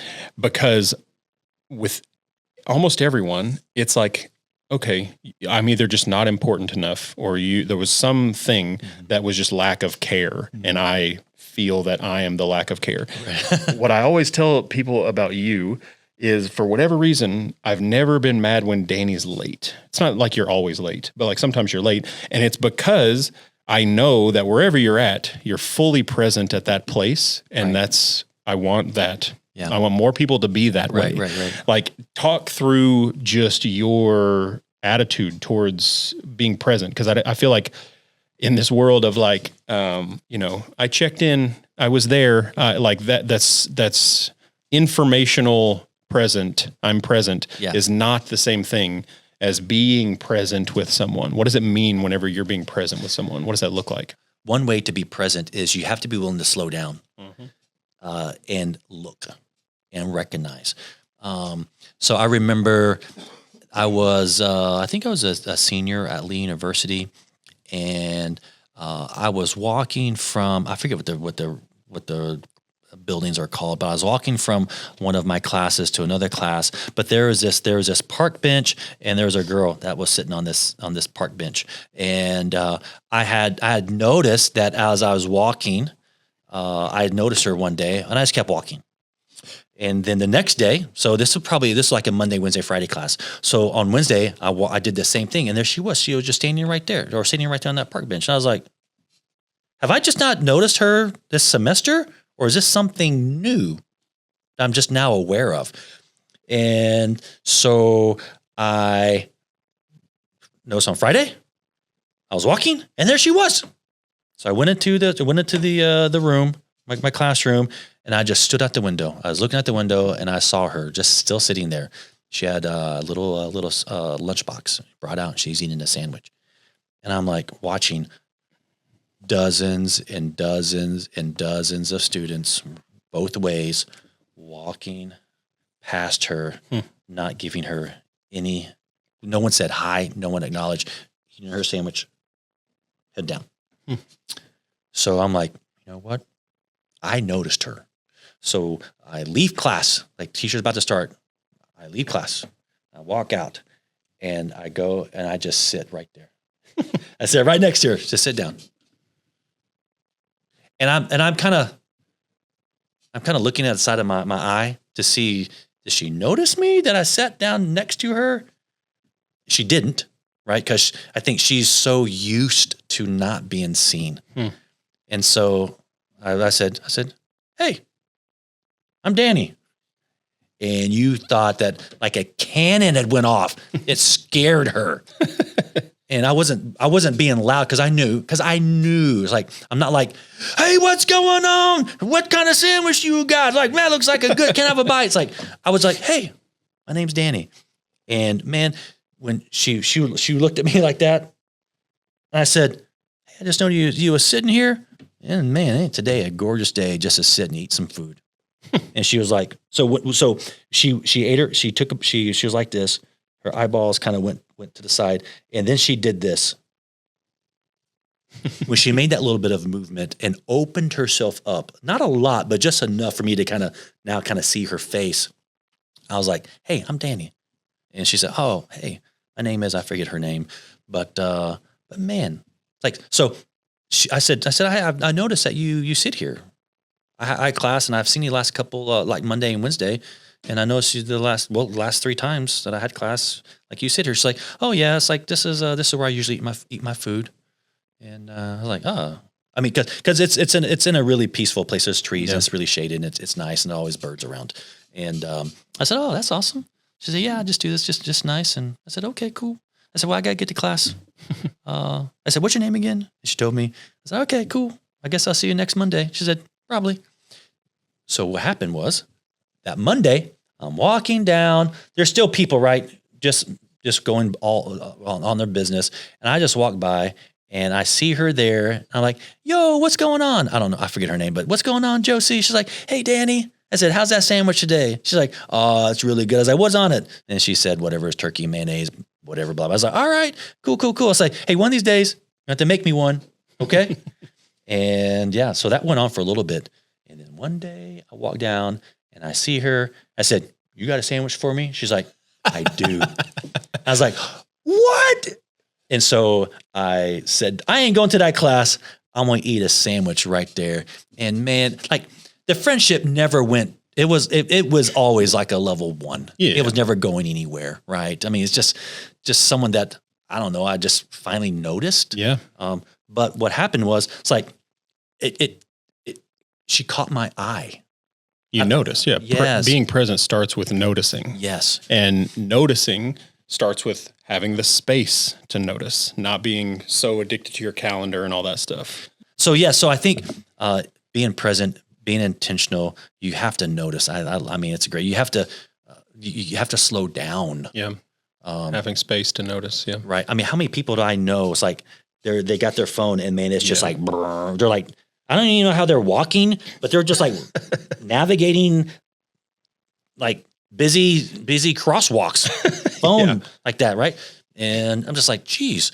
And so, but man, if you just gotta raise your head, because you'll begin to see. But the problem is, if you notice, do you do something about it? Yeah, that's yeah, and I feel like that's the social skills part of it, is just like noticing is one thing, but being able to like sit down and say, hey, is a whole nother thing. Because that, has something to do with personality makeup. That's not super easy, but I try and do that anywhere I go, is like break the robotness of just like, whether it's, Zaxby's or, post office, wherever it is, just like my go-to is just like, I can tell you're having too much fun. Yeah. You have to calm down right now. You're having too much fun. And that just kind of breaks it open into a human interaction. Yeah, I like love that. it. No, it's good, Andrew. How often are you the first person to initiate with people? Yeah. With your friends? Yeah, a lot of times. You are? Yeah. Yeah. I mean, initiating the conversation, initiating the friendship, a lot of that. Yeah. That doesn't bother me. I think it's got to start somewhere. Yeah. And nowadays, I feel like initiation can be super easy, but the reason I asked about that and thought that was a pillar is because it's just like everybody's waiting for the next person to do it. And so just be the person who does it. Like it's not that hard. Okay. So a good story there. Micah was playing rec soccer at Readout. And of course, I mean, Micah's like 5 or 6, something like that. And there's no coaches. Like a parent has to be a coach. And I'm like, I don't want to be that person. Yeah. I'm also going to be there to practices. And I don't know much about soccer. Well, back then I did not, but I know how to have fun and get ice cream after a game. I can do those things. I remember Aaron standing next to me because there was like a parent meeting, and the rec director's like, all right, this is what a coach does. This is what it requires, ... And nobody is moving at all.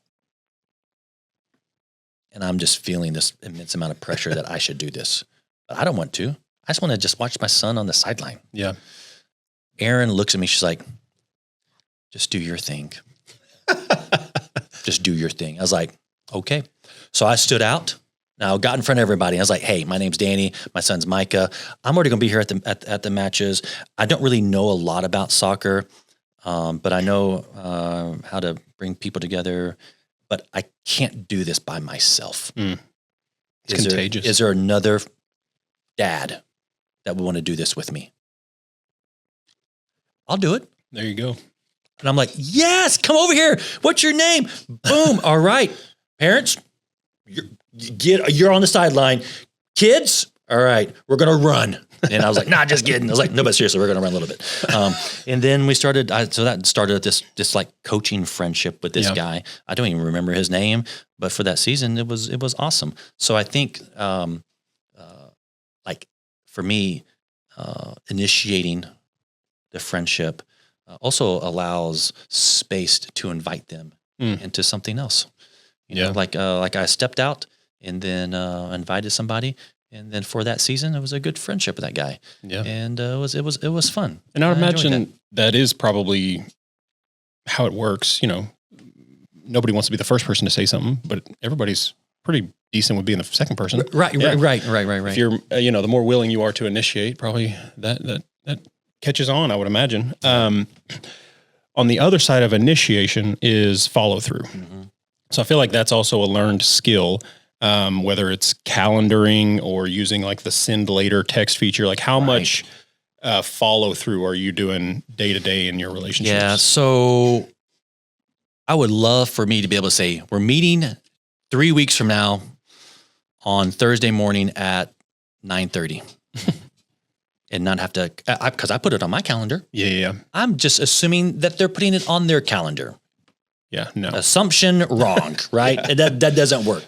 And so sometimes I will send a text a couple of days before, like, hey, looking forward. If it doesn't work out, hey, I'm okay, because I've had to do that. It's like, I'm so sorry. Yeah, for example, I was supposed to meet with a friend on Friday, but I was supposed to meet with a friend today, but I had to push it to Friday, which caused me to have to bump him to another day, which I don't like bumping. Yeah, because we do have to sync up time, because it's just not my calendar and things I got going on. It's the people I'm connecting with, and so. But I'm like, hey, I'm so sorry. I was supposed to meet somebody today, but I got to push it to Friday. I know that causes us to not meet this Friday. Can we meet next Friday? And it's like, dude, yeah, it's okay. Yeah. So it works out and it's just fine. But yeah, you have to follow up. Here's what happens. If there's one gentleman in particular, which I love him to death. He's a wonderful dude. I was like, surely he values my friendship. He'll be here. Yeah. Crickets. Hey, man, just want to check you okay? Oh, I forgot. I'm like, okay, hey, no worries. I've been there. I get it. No problems. When can we meet? Again. Oh, hey, let's do it on this day. So I'm like, okay, so I show up the second meetup. And it's like, surely he didn't forget. 30, 45 minutes go by. I'm like, hey, man, are you okay? I'm here at Oaks. He's like, oh, my goodness, I am so sorry. I was like, hey, this is twice. I have scheduled my day. This is where necessary conflict to comes meet in. with you. Yeah. And to hang out, to just catch up. I was like, you get one more time. Yeah. That's it. Boundary. Yeah. It's like angry emoji face. Yeah. Right. I mean, I'm a little perturbed. Yeah. But also too. I would be livid. I was like, yeah. Because this is a friendship where I'm like, I've carved out probably 2.5 hours because it's just, I want to give that amount of space. And so I've been arranging my week around this, right? Third time, guess what? I did not rest on, will he remember? For sure, man. The night before, I was like, hey, just to make sure we're good for tomorrow, right? If something comes up, let me know, please. And he was there, and it was great. And he apologized immensely. I was like, okay, we're good. You didn't get strike 3. Friendship salvaged. We're fine. But yeah, man, that was 2 times where my entire day was shot because I just didn't follow up because I was hoping that. Yeah, making an assumption on the other end that that's crucial. I mean, there's plenty to be said there, but it kind of segues perfectly into one of the other ones, which is memory. So one of the things that we share in common is we are, how I would describe, religious note takers. Like it's a religion to us. Man.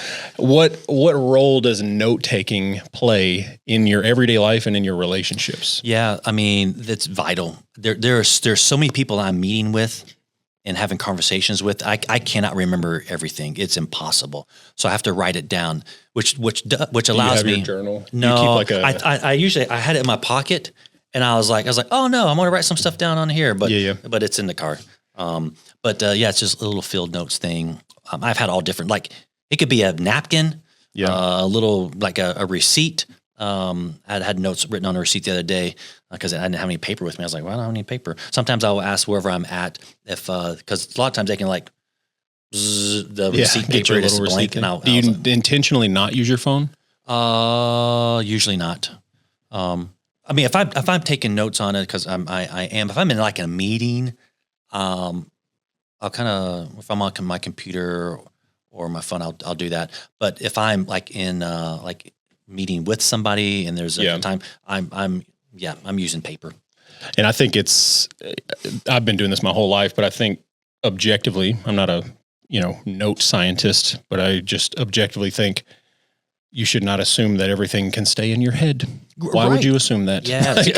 You'll forget and leave Danny hanging. Yes. And like, there are certain things I want to remember about that conversation because I want to bring that up the next time that we meet up. Yeah. Because there's things I want to, and that's part of the follow through is like, especially if it's a prayer request and it's like, hey man, it's like, how's your grandpa doing? You said last time that he was having some kidney issues. Let me just tell you, if you want to build relational equity, like it's like, hey man, because I remember and I prayed for him, and like actually he's doing pretty okay. Thanks for, because nobody's expecting you to remember that because there's just too much stuff in the world. But if you can write it down, and I love your like little notebook and stuff. I used to and somewhat still use like index cards and paper and stuff. Yeah. But I don't know, 2014, 2015 switched over to like, I still want to write it. I still want to remember at the speed of my hand a lot of the times. But I love your just kind of goes into the next thing, tangibility. With the note taking, your style of note taking, you use different colors and it's always different stuff like that. But in the same theme, one of the skills that you're really good at, and I don't know that this is necessary to be a good friend, but it certainly helps, is gift giving. Oh yeah. Right. And so there's something around, I think it love that. parallels with some of the physical note-taking stuff, is this tangibility factor to friendships. And earlier you talked about, the girl on the park bench is used to not being seen. Mm-hmm. I feel like you're one of the best people at seeing people and knowing how people, what makes people feel seen. Is that a learned skill? Is that something that's inherent in you, do you think? Does that play into your, note taking and memory and all that type of stuff? Like, yeah, I would say it's probably a combination of a lot of things. I remember how well my mom, how much she cared for my dad. My dad spoiled. My dad spoiled my mom. Oh my gosh. But man, I saw how she took care. I saw the attention to detail that my mom how she would make her egg rolls, right? If you don't do that properly, what ends up happening, if the seal isn't strong, then oil gets into the egg roll. Yeah. And so it's because it's supposed to fry the outside of it, not get seeped into the inside. Mm-hmm. And then you have soggy, greasy egg rolls, and that's awful. So the attention to even something like that is I always was like, wow, that's amazing. It always stood out to me. The gift giving, I've always enjoyed that. I think, there for a long time when I would, whether it's an allowance or whatever I got growing up as a kid, like part of me would save that money and get gifts. Wow. Because it was just fun. That's just something you love doing. Yeah, man. It's fortunate that is an inherent part of you, but it stood out to me as something that, like, whether it's gifts or not, making people feel seen is important. 100%. And you do that really well through gifts. How do you decide, or what's your thought process going into making people feel seen? Like, how do you know what would make someone feel seen, whether it's a gift or something you say? Yeah. So I'm listening when I'm with the person. Now, granted, I'm probably not, well, unless I felt it, I'm probably not going to give you a gift on the first meetup, or the second or third or fourth or fifth, because I don't want it to seem like I'm trying to buy this friendship with gifts or things like that. Right. So I definitely don't do that. Probably if you're my tier 3 or definitely my tier 4. Surprisingly, the one person that I don't do a ton of gift giving is to my wife. Is that not like a love? Like, does she not? I don't like getting gifts, so I can resonate with, like. I think for her, I think if we're talking about love languages, like quality time, words of affirmation is probably that. And so, so this morning I had a sticky note and I wrote some nice things on it and put it beside her bed. So, because she's like, "You're going to be gone all day, and you're going to record a podcast with Newland. What time are you going to be home?" I'm like, when we're done. Hopefully, it's not too late. She's like, but. I put a little note by her bed, not even really thinking that, this is probably going to be really nice when she sees this. But I'm just like, maybe my insides were saying, you should probably do this because you're going to be late, and this is going to be really nice for Erin to see it by her bed. And it's just a simple little thank you note. I actually did that for the staff at Pray Chattanooga. I had little sticky notes. You would have got one if you were at the office yesterday, but you were not. You were not feeling well. But you would have gotten one. So everybody got a little sticky note. And that's a gift. A sticky note is a gift. Like, I don't know what was written on them, but they made somebody feel seen. Well, the crazy thing is you don't have a ton of space. Yeah. So what you say has got to matter. It's that 144 character. Yeah. Right. Yeah. And so, so I think for me, if we're at level 3 and level 4 on that tier, whatever, I've already kind of kept some notes and some ideas and some thoughts that it's like, ooh, they said this. Okay, so for example, the position I have at a church here in Chattanooga, part of my role is to do nice or kind things for single parent families, right? That type of thing. I have some money in a budget and I can do things with that. So I was listening to a friend who's a single mom. And she was saying, her daughter was saying, like, man, I really want to go to the aquarium, right? I really want to go to the aquarium. And the mom was like, hey, you know what? It's like, man, we're going to try to, like, basically we need to save up for that. But we can look at some things on YouTube, and look at fish And of course, it is not the same. And so it's kind of like, okay. So I'm overhearing that. I said, hey, you should check your email. So it checks her email. And so for a little bit more, you can just go ahead and get the whole like IMAX full year subscription or whatever to the aquarium, both aquariums, and to the IMAX stuff. And I'm like, you should check your email. And I was like, you should take your daughter to the aquarium as much as she wants. That's awesome. And it was such a great moment. Of course, I mean, she's like, thank you. I was kind of like, I mean, I did do it for you, but mostly did it for your daughter. Yeah. For her to experience, all of that. But yeah, it was a great moment. But I'd listened and I'd asked some questions, because the worst is getting a gift that they didn't really, they just kind of talked about it. Yeah. And you mistook it as something that they really wanted. Yeah. Just kind of like they're just passing by just information. So some of that you have to know what to keep, what not to keep.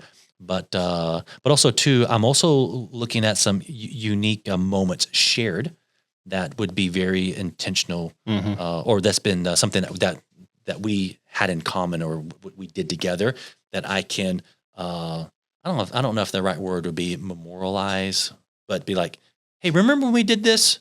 Well, I mean, this right here is very much, when I gave this to Aaron, I was like, this is our year in VHS, right? This is really important to me, although I don't possess this anymore. But it's a lot of it's still yours. It's still mine. Yes, but you've been holding on to it. Yeah. I appreciate that. But that was that took a long time back in that day to VHS mixtape of life. Yeah, I didn't even do that. I had a person do it for me, because I didn't even know how to do it. I was like, we're gonna take all these little clips, and then I need you to put it together and figure out how to do it. But anyway.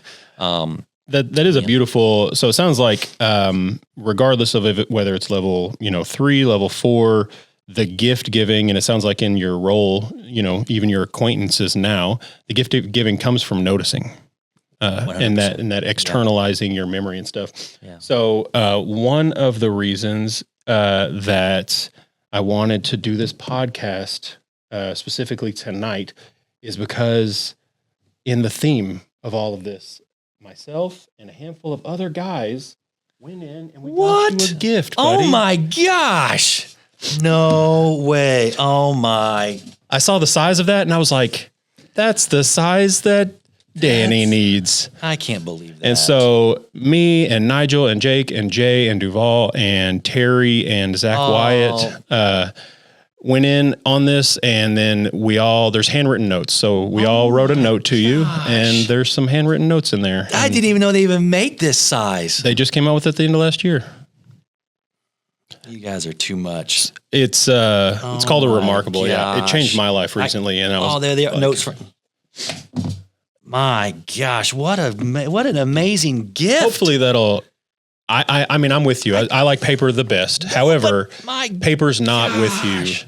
And so, like, I was with Micah the other day, and he told me, he said, show this to my dad. And one of my favorite things about this is I'm doing all the handwritten stuff, and I can immediately save it and email it to myself and all that. And I this is our notes of like stuff I talked about. I went ahead and that. I texted it to him or whatever. And then he said, my dad probably knows who that is. Oh, that's Huchino. I love that guy. So I might get a tattoo of that guy. I love this thing because I love note taking, but I also love that, like, now paper is the best. I can print that out, but I can immediately like throw all the notes wherever they make an impact. Yeah. Right.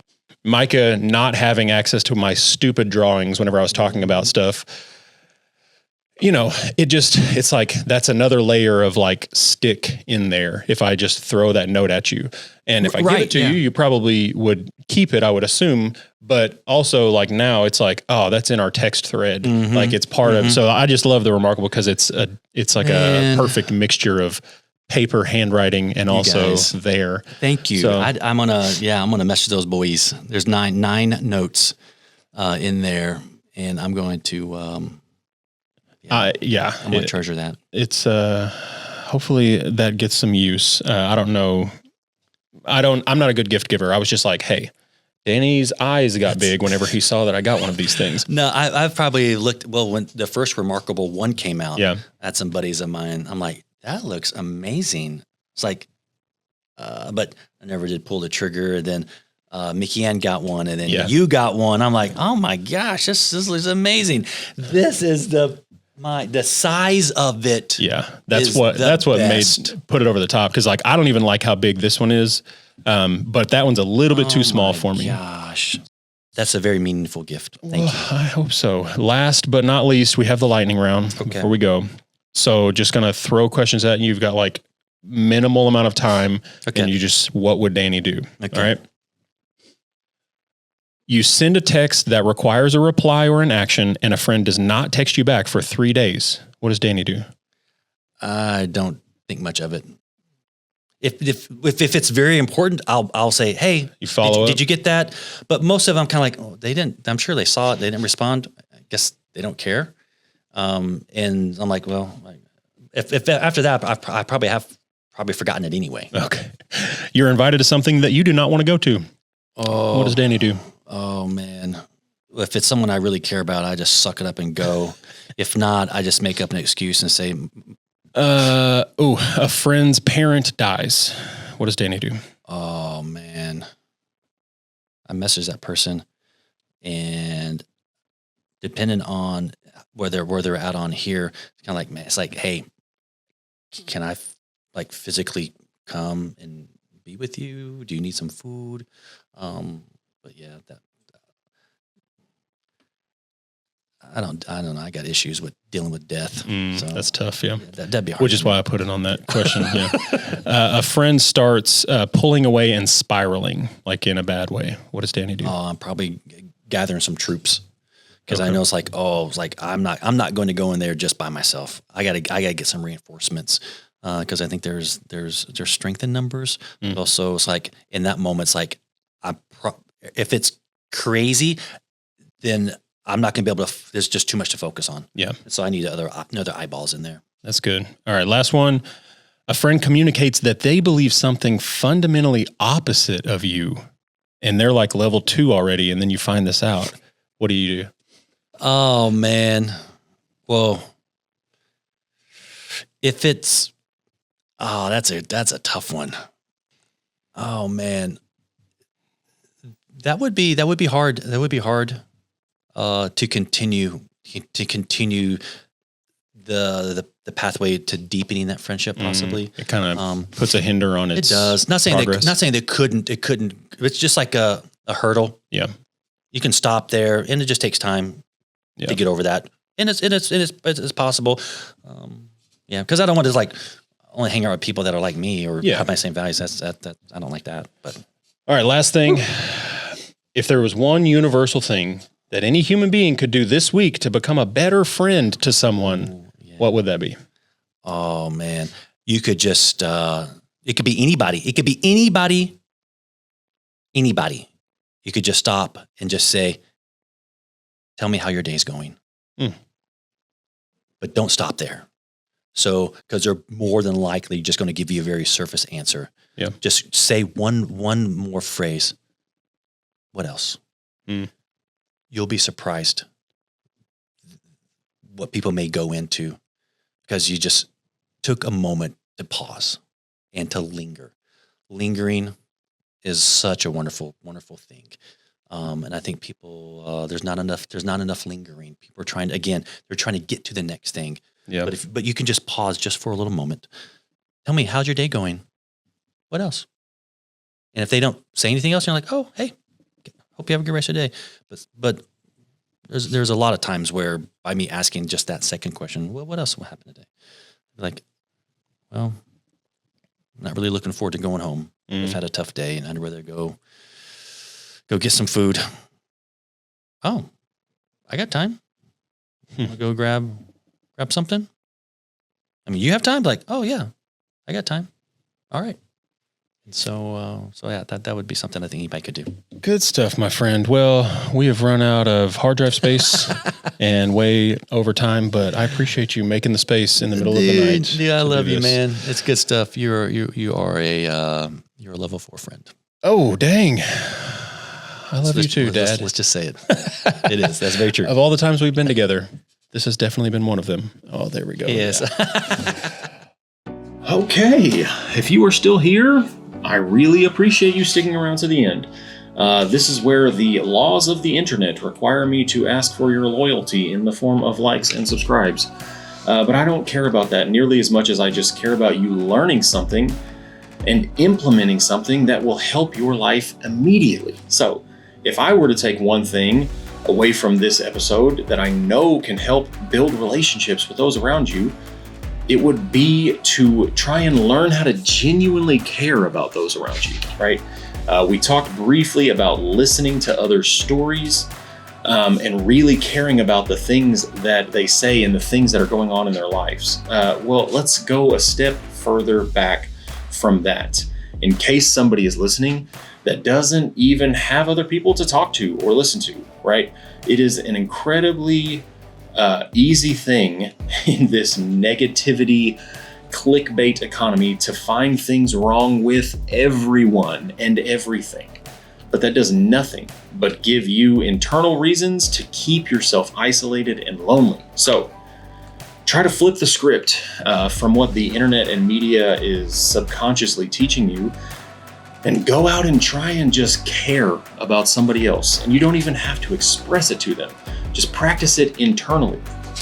And maybe you genuinely don't care. That would not surprise me at all.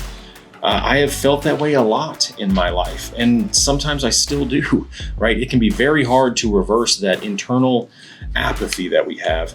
But I would say that one way to start reversing it would be to just sit down and be honest with yourself about the path of not caring, where that leads. That leads to a lonely life, just angry at the world, which is where many people are. And if you don't want that life, realize that caring about others is the seed that grows into the skills of a happy and enjoyable life. And if you don't know how to start caring, it's not that difficult, right? Just sit down at the beginning of your day and either out loud or in your head, just say to yourself, I wish I cared more for others. That's it. Nothing more. Just do that every single day and mark the days on your calendar when you do that and start a streak and keep it going. And even if you don't even believe it at first, just keep doing it, wishing that you believed it, right? Start there and see how that seed grows if you keep watering it. So, thank you again for your time. I wish you all the best and just keep aiming up in whatever ways up is for you. Love you, bye.